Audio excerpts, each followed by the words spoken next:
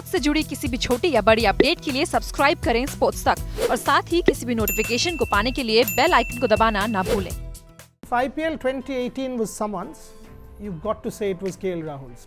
Brilliant IPL 2018. We are now in IPL 2019.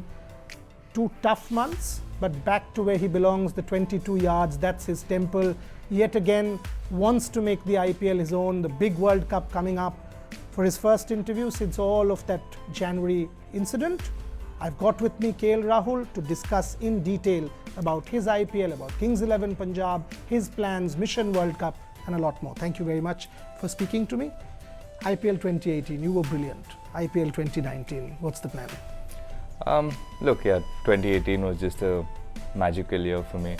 I could freely express myself. I came from RCB, where was a star-studded team. So somewhere you're in the shadows and you don't get to face the kind of pressure as much as a Virat or an AB de Villiers have to face, and the expectations from the crowd are more about Virat and AB, and you're always third or fourth in the line. But when I moved to Punjab, with the way the first couple of games went, and then I realized that I'm number one there, and the team's looking up to me to win games with the bat. So I kind of enjoyed that responsibility, and I think helped me take my game to the next level in a way. And I enjoyed 2018, and coming back here 2019, if I have to speak about the team, we got some smart buys in the IPL. There were a few things that we needed to fix from last year, and I think we did that with the kind of players that we bought. And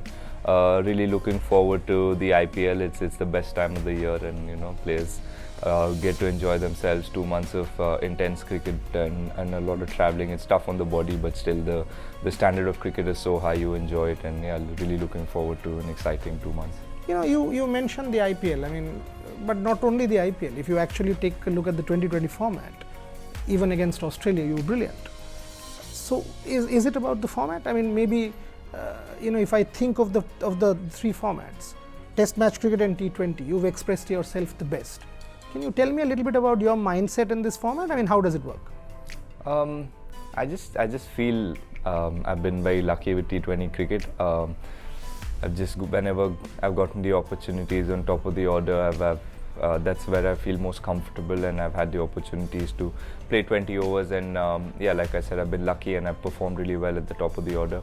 And also, look, there's a whole backstory to that. I've had to really work hard on my white ball cricket or shorter format cricket. It wasn't something that came very naturally to me. I was a very slow batsman, and I wasn't the strongest of boys when growing up. So I really worked hard on my game, on my physical strength, on my fitness. So all that hard work is just very satisfying and very happy for me, and for the coaches and the trainers that I've worked with to see the kind of change that I've brought into my shorter format game. And just feel lucky that T20 has gone really well for me, and I only hope and look forward to improving and keep getting better, and hopefully somewhere I can carry that form into Test match cricket and one-day cricket whenever given the opportunity. You mentioned your batting and your strength, but I will also want to bring in your fielding. You've been special for India in the slips, and even if I take the first game of Kings XI, that spectacular catch and then the arm spread and that celebration, that for me won you guys the game, because Steve Smith was going really well. The Butler dismissal notwithstanding, even then Rajasthan Royals was in with a huge chance. It was their game. That catch turned it around. So talk about your fielding as well. Is there a special effort there as well? Of course. I think since Virat's become the captain, he's stressed a lot on fitness and on fielding, and a lot of credit to how we field or how we are on the field as the new Indian team is because of the importance we've given to fitness. And we work really hard in the gym. We do a lot of running. We take care of our nutrition and our sleep, and we've paid attention to all these 1%ers, which we definitely see results and we're very happy with. And it's the hard work that we put in, not just with our skills, not just batting and bowling, also taking fielding as the second skill for somebody like me who I don't bowl that much. So it's important for me to contribute in the field in a way, and yeah, I've worked really hard on my fielding, slip catching, and yeah, and we enjoy ourselves in the field, and a big part is because of fitness and how fit we are. We can last. And the celebration was spontaneous? Celebration, honestly, Dada, I just got stuck. I didn't know what to do, and a lot of my friends were making fun of me, saying, you just got stuck. Like, did you think you're Shah Rukh Khan or something? You just got stuck. It was just. But it looked good on TV. Yeah, I think so. Yeah, I looked at the video later, and yeah, it looked good on TV. It was quite a celebration. But I've got to ask you this. I mean, this year the IPL is different because it's followed, with the World Cup. So are you looking at the IPL and part of Kings XI to express yourself in a manner, because it's a massive year for Indian cricket, and everybody knows you're in reckoning. I don't need to tell you that. And how is it that you are treating this 1 month up to the end of April leading into the World Cup? Is that something that gives extra motivation? Quite honestly, it gives me extra motivation to stay fit and work on my fitness, not just, sometimes in the IPL you're playing 2 months and you know that you have a bit of a break after the IPL, so you kind of tend to get a little lazy, if I can say that, because you have a bit of a break, and IPL is there's a lot of traveling, there's a lot of back-to-back games, so it's tough on the body. So that's something that I really I'm trying to be disciplined about, my fitness and sleeping on times. That's the one thing that's on the back of my head, because I want to be fit come the World Cup. So that's something that I'm really paying focus on. Where it comes to selection or something, it's not in my hands. So again, it's big opportunity. IPL is like I said, it's that time of the month where people enjoy themselves, and the cricket's hard. It's not easy on the body, all the travel, all the energy from the crowd. You want to give it your best every single day. So I just want to live that and enjoy these 2 months and try to win as many games as I can for Kings XI. And I said this earlier also, I feel like we have a great team this year. So yeah, hopefully we can learn from the mistakes we made last year and work on that and get better this year. One more question before I come specifically to Kings XI. I mean, I know you are not part of the team selection, and that's not in your hands and all of that. But it's a. I mean, for somebody like you, you're on the cusp, and it's a massive tournament. I mean, so is preparation impacted by all of this? I mean, is there a subconscious thought that, oh, look, an IPL performance for Kings XI will set me up for the World Cup? No, quite honestly, for me, I'm not really thinking about that or not preparing for that. Like I said, IPL in itself is a very important tournament too, so it's important that we stay focused on the now and not worry too much about what's going to happen 1 month or 2 months down the line. So yeah, I'm just trying to focus on the games I have in hand, and just to perform my best. And I don't think worrying about it or thinking about it is going to help me perform any better. There's already so much pressure, so it's just important for me to enjoy each game as it comes. Okay. Batting with Chris Gayle. I mean, you guys, the two of you, perhaps one of the most, if not the most explosive opening pair now this IPL. He's rediscovered himself after coming to Kings XI Punjab. Tell us about something that we don't know about Chris Gayle. What is it like? I was talking to him the other day as soon as he came, and I was like, boss, you're getting old, but I think you're the only player who's finding form towards the end of his career, or as you've grown, you found form. And at 37, it must be hard. He said, I'm not 37, I'm reaching 40 this year. And I'm like, your body or the way you're playing, your energy around the group doesn't suggest that you're closing in on 40. So he's somebody who just, has been so destructive, and he's a legend. Like yesterday, I mean, it's so important to have somebody that destructive and to have somebody with that kind of talent and experience to back it. It's just that whole package is just it's the best for a team to have. There are a lot of players around in the IPL who are destructive but don't have that kind of experience, and they don't know how to use it. But to have somebody like Chris, who's played so many leagues around the world, has so much experience, not just T20 cricket, just playing cricket around the world and playing with so many other people. So to have somebody like that is just so valuable for the youngsters in the team, and for me to just learn from him and go and pick his brains about how he's carried on his cricket for the last 15-20 years that he's played and the experiences that he has had. So love having him, and we've known each other for 5-6 years, played with him at the RCB camp, now we're here together. So yeah, just enjoy batting with him, and it's such a joy to watch him from the other. In fact, if anybody watched Chris Gale's innings against England in one of those matches, I mean, from ball one, he destroyed Mark Wood. I mean, and he was bowling pace. I mean, if you watch that innings, go back and see some of that. I mean, unbelievable, the kind of shots that he can play. And now he's giving himself a bit of time, and when he explodes, he explodes. Yeah, and when he explodes, it's just so good to watch. And you don't want to be the bowler, or you don't want to be the opposition, but sometimes you can't help but feel that, you just applaud even as the opposition. He's so strong and he hits the ball so sweetly. It's just unbelievable. Okay, and now coming to the team, and by the way, he's part of our own family now, because Aaj Tak is the sponsor of Kings XI Punjab as well. Coming to the team, real good balance. I mean, if you actually think you, Chris, and then you all experimented with Sarfaraz, with Mayank at 3. Mayank had a good debut. It's got solid batting. And then if you see the bowling, I mean, there's some real quality, obviously Ash, and there's some real quality. So you think this is the best kind of balance that Kings XI has had? I think so, yeah. I mean, like I said, last year there were a few spots we felt like we could have gotten some better players. So we discussed that with the management, and they've been more than nice to listen to our thoughts, and we've gone in this auction with a very clear plan, and we've got exactly who we wanted. We've not gone in for big names or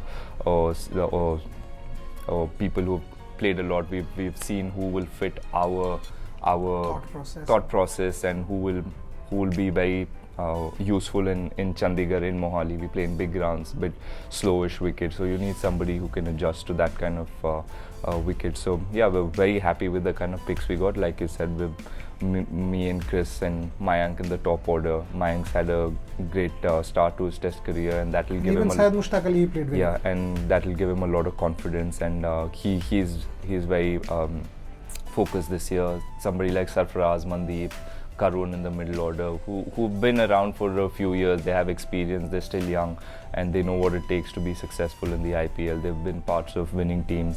So all that experience and youth is so important. We have all-rounders in Sam Curran and Moses Henriquez who can bowl and bat a bit, and we've got some pace, Shami, and there's the South African fast bowler Hardus who can really clock good pace. And then we've got two mystery spinners, Mujib and Varun that we've still not unleashed, and once he comes on to the playing field, you'll see that I've seen him in TNPL and the Karnataka League. I mean, he's quite a handful. He has a lot of mystery. I mean, I've not been able to read him. I've played him 4 or 5 times in the nets, and I still don't know which way the ball is going. So, and you play spin very well. I mean, coming from you, that's a big compliment for you. I mean, I used to think I play spin very well till I played him. It's just going all over the place, and Ashwin with his experience. So we have a really good side, good quality side. We have skill, we have youth, we have experience. So the team's looking good so far, and fingers crossed we can keep getting better and better as the tournament goes.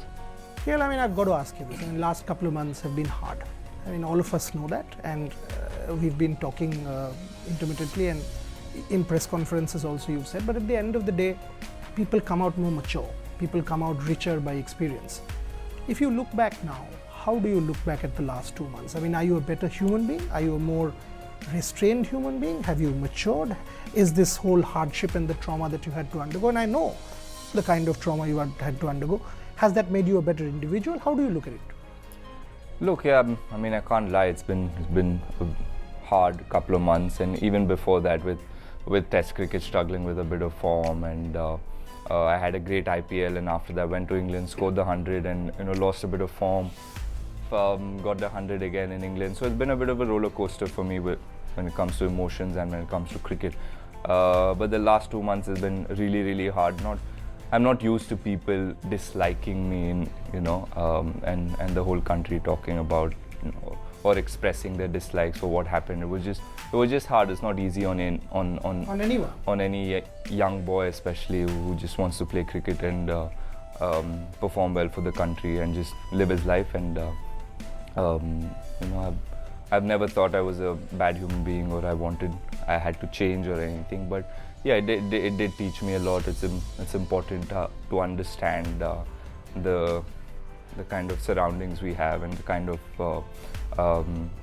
things you can or cannot say, and the way you can or cannot behave in a certain place. So I feel like it was important, and it came at a stage in my life where things could have gone either way. It was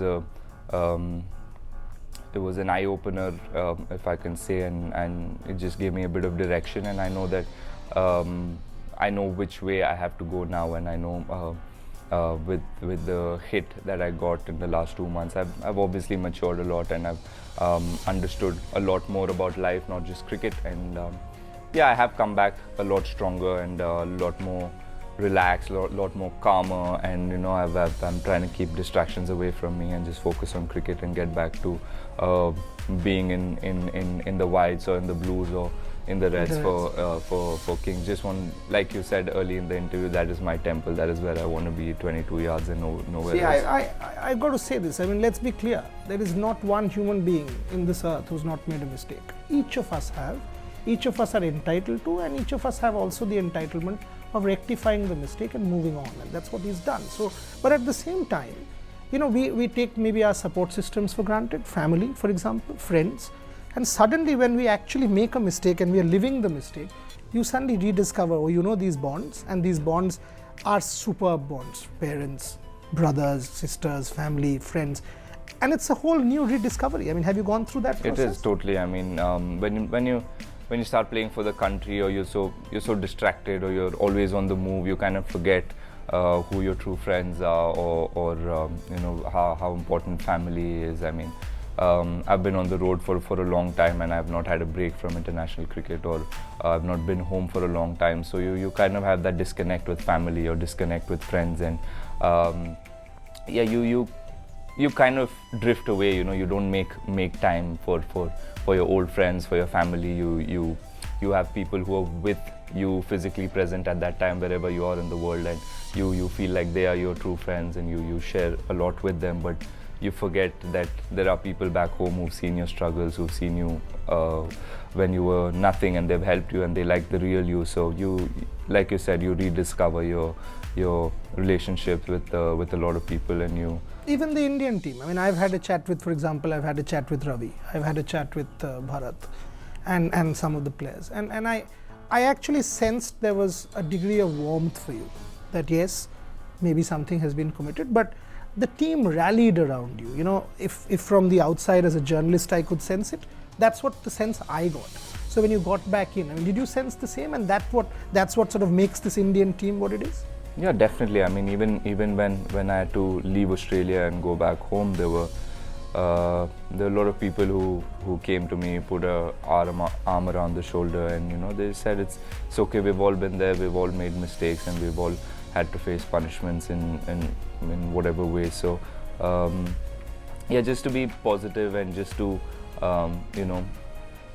try to keep the social media or the remarks and the hatred that you're getting from the country aside, and just to focus on yourself and not doubt yourself. I mean, for the first one week or 10 days, I couldn't help but doubt myself, or doubt my own character or personality, or that was the hardest thing, to just know if you actually are a bad person. When so much has been written, so much has been said by people, you kind of feel like, okay, you start questioning yourself. That's where family, friends, and the boys I play with, my teammates, they kept in touch. They always checked up on me and saw what I was going through and what I was doing, and yeah, I just kept busy. I mean, like I said, I hadn't had time off from cricket for a while. I hadn't been home. This wasn't the best way to go back home, but still I tried to forget all of this and spend some time with family, and I trained really hard.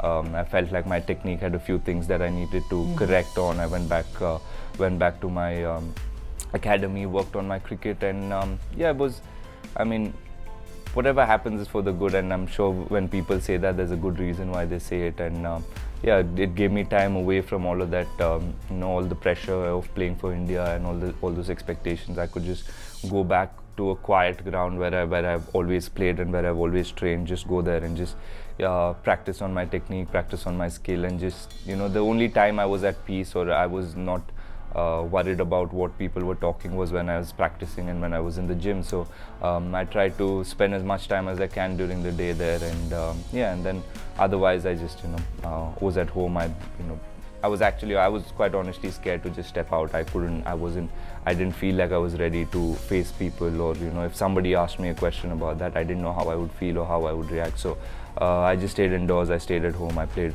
PlayStation with my friends. It's not like I was sulking or I was feeling emotional, not too emotional. Obviously I was emotional, but it was just I felt like I wasn't ready to go and face people, so I just stayed indoors, or I was in the cricket ground or in the gym, and that is how I've grown up. I've honestly, growing up, I didn't go out too much, or I didn't have too many distractions. It was just cricket ground, the gym, and back to the room. So it kind of felt like I went back to my under-19 days. You know what? It takes a lot of courage. It takes a lot of courage to stand up, face the world, come back stronger. And if anyone has followed KL Rahul's career, that England Lions experience, he got 88, 89, and then he came back and played the way he did against Australia. Tells you he's got it here. He's got it in the heart, and that's why he is who he is. That's why he's one of the stellar stars for Kings XI Punjab. That's why he's got a stellar India career ahead of him, and that's why the self-doubt was wrong. He's a good human being and will forever be a good human being. Final few questions. One, Kings XI Punjab. You've played for RCB. You're playing for Kings XI. How is the franchise? I mean, because we keep hearing stories from the outside about interference, about other things. Have you enjoyed your time at Kings XI Punjab? I have. I've totally enjoyed my time here. Like I said, last year was so magical, and personally I did really well, and just, you know, the people around, just the environment in the change room, or just I don't know why people have said that there's been too much outside interference. Not about Kings XI. I mean, there's the general perception about IPL that team owners are more. I know. I don't think that has happened with our franchise. People know their place, and the franchise has just always kept their space with the players. On a lighter note, have you tried some Punjabi food or not, or are you still going, no, I will be the good boy, I can't because I have to be fit 24/7? Is there a cheat day? Of course. I mean, I'm not so hard on my diet. I mean, I eat everything I can. Punjabi food is my favorite, and when you're in Chandigarh, you can't eat anything else. So I've tried everything, and I don't think there's anything left to try for me when it comes to food. So that's super. Yeah, the team, the environment is just light. It's just so much fun to be around these boys, and like I said, the guys we've picked have been people who we felt like will gel with the team, and just contribute in whatever way they can. There are no egos amongst people. You know, the under 19 guy who's just walked into the team can go and, that's nice to hear. Pull Chris Gale's leg, and it's just so easy going around, and people have no ego. So it's a great time of the year. Final question: do you do goals? I mean, is there any goal for IPL 19? Is there any goal going forward, or match by match I'll enjoy myself? This is where I belong. This is my temple to come back. Like I said, I mean, my only goal is to stay disciplined with my fitness and my sleep routines this IPL. That is the goal I've set for myself, just to keep my fitness standards high. Apart from that, I'm not a person who sets goals that much, because I feel like either you limit yourself or you're trying to achieve too much, and either way you're putting too much pressure on yourself. It's just, end of the day, it's sport, and T20 is all about having fun, and you go out there. Each day is different. Each day you're faced with different challenges, so you have to go out there, see what's best for you, see what's best for the team, and try to give it your best, and that's what I try to do. And like I said, if I'm physically fit and mentally fit, if I'm feeling good, then I know more often than not I'll perform for the team. Yeah. For the sake of Kings XI, for the sake of India, one can only wish that KL Rahul remains fit, stays in the present, because in terms of talent, we know he has it in leaps, huge bundle of talent. And as we heard, he's been through a tough 2 months, and what we've seen, what has come out of the tough 2 months, is a far more mature product on and off the field. So all I can say is only good things will happen, for good things happen to good people. And not to forget, never did they win in Jaipur. With Aaj Tak, they've done that as well. So that's my cheeky concluding line. Thank you so much for speaking to me. Thank you. All the very, very best. Keep performing. Thanks for watching.